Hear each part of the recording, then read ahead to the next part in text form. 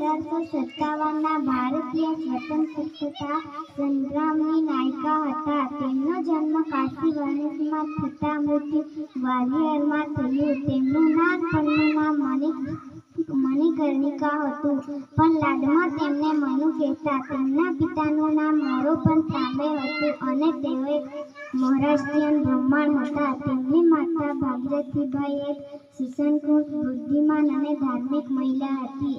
મનુ જ્યારે 4 વર્ષની હતી ત્યારે તેમની માનું મૃત્યુ થયું. તેમનું પાલન પિતાએ જ કર્યું હતું.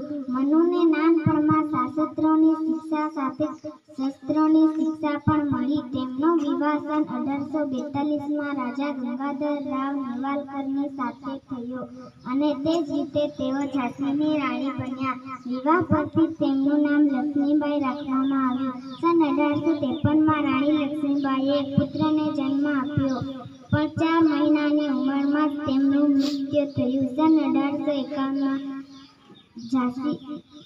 1853માં રાજા ગંગાધરનું સ્વાસ્થ્ય ખૂબ જ બગડ્યું, એટલે તેમને દત્તક પુત્ર લેવાની સલાહ આપવામાં આવી.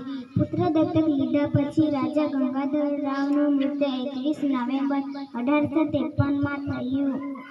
દત્તક પુત્રનું નામ દામોદરરાવ રાખવામાં આવ્યું.